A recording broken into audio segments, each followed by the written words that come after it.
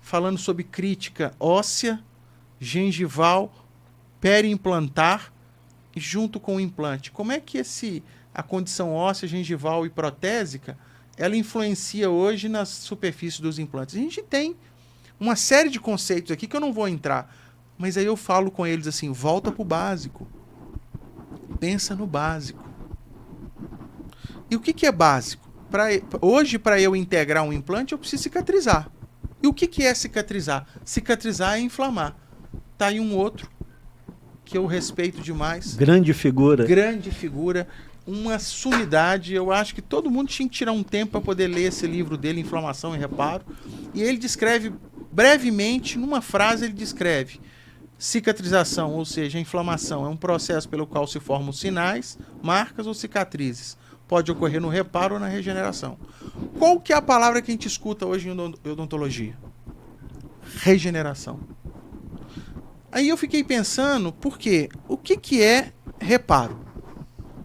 Reparo, segundo o próprio Consolaro, acontece onde? Em tecido vascularizado. Então isso já restringe. Todo tecido que é vascularizado, ele vai sofrer reparo.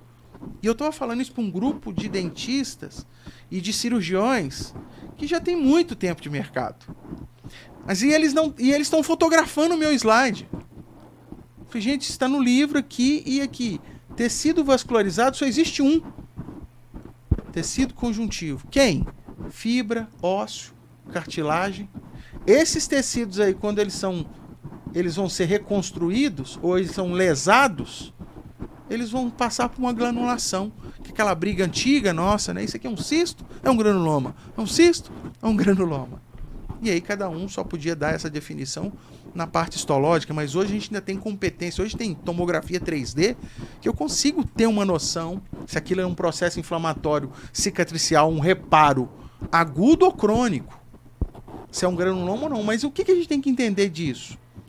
Que quem é vascularizado é tecido conjuntivo e osso é tecido conjuntivo especializado. Então ele precisa de quê para ele reparar? Sangue. Simples.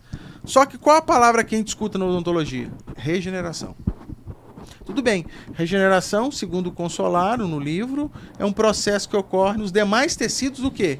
Sem natureza conjuntiva. Então epitélio, glândula, órgão, vísceras, músculos e nervos, eles vão cicatrizar por proliferação direta dos remanescentes, ou seja, mitose, meiose e multiplicação das células em volta, adjacentes, de um coto proximal com um distal.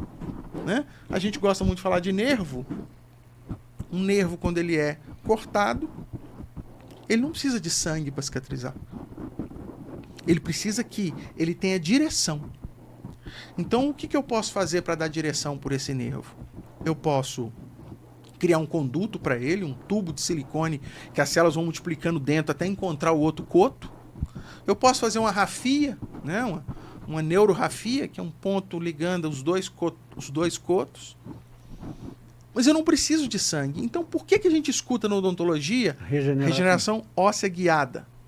Eu custei para isso entrar na minha cabeça. Por quê?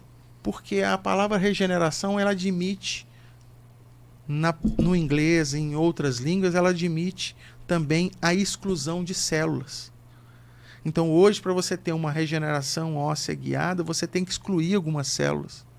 Você tem que excluir células do epitélio, algumas células de tecido que você não quer que permeie o seu enxerto, principalmente se ele for ósseo, se ele for gengival. Eu não quero que algumas células permeiem esse enxerto. Então, para mim, excluir essas células, então eu posso chamar hoje de ROG, uma regeneração.